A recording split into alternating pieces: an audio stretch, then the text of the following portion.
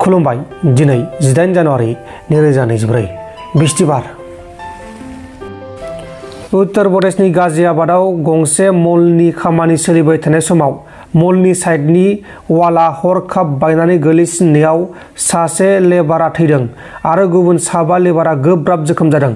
बे समाव जोखोम जानाय लेबारफोरखौ फाहामसालियाव फाहामथायगासिनो दङ। मोसौ आरो मानसिनि खेला। मोसौ खेलायाव 2 सुबुङा थैबाय।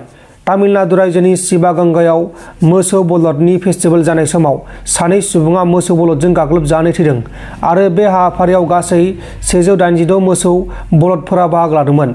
थैनाय 2 सुबुंनि मुङा जाबाय तामिर अरविंद राज आरो एम अरविंद। APSC आनजादनि फिथाइखौ फोसावबाय। बे आनजादाव 39 बर' बिजाथिफोरा उथ्रिसार जानो हादों। एसिस्टेन्ट एकाउन्ट अफिसारनि मासियाव बांसिन बर'फोरखौ सायख'जानायखौ नुनो मोननाय जादों।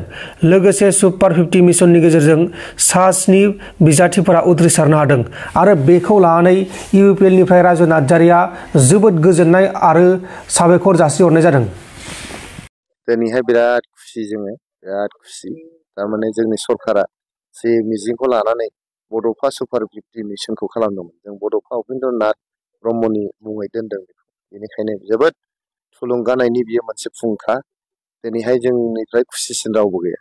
जों बुंबोबाय थादोंमोन जे जोंनि बड'लेण्ड ओनसोलाव जे थांनाय 50 बोसोरसो आन्दलनजोंनो थांबाय, बन्द'जोंनो थांबाय, बमा बारुदजोंनो थांबाय, बुथारलायनायजोंनो थांबाय, जोङो गुन गोनां सोलोंथाइखौ लानोनो मोनाखैमोन। जायनि थाखाय जों सरकाराव जिरायग्रोमोनानो जोंनि इयुन जोलैखौ जों बोरै थुलुंगाखांनो बेखौ जों सानदोंमोन।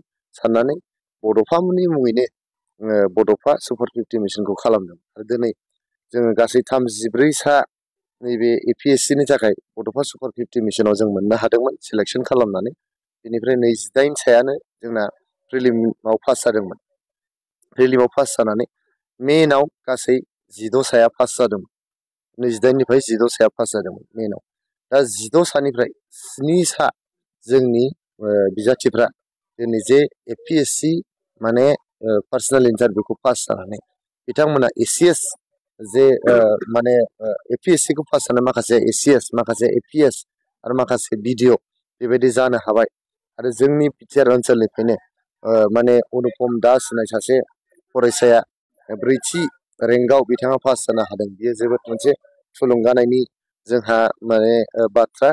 दिनैहाय जोङो दिनै बे खुसिनि रंजानायनि दिनाव बे फरायसाफ्रा जे पास जाबाय 7 बिथांमोननो जों गोसो गोरबोनि हामलायनाय जासिहरदों।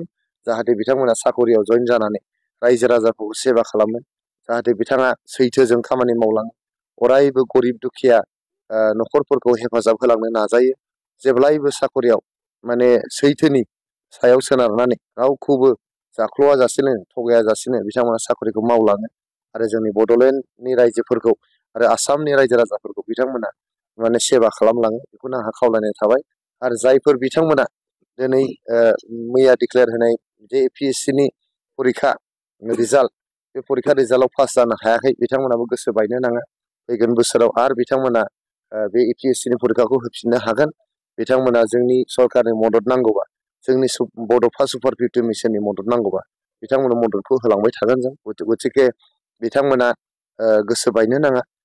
जेब्लायबो बिथांमोना होफिननानै APSCल' नङा APSCखौबो बिथांमोना नाजालांथों।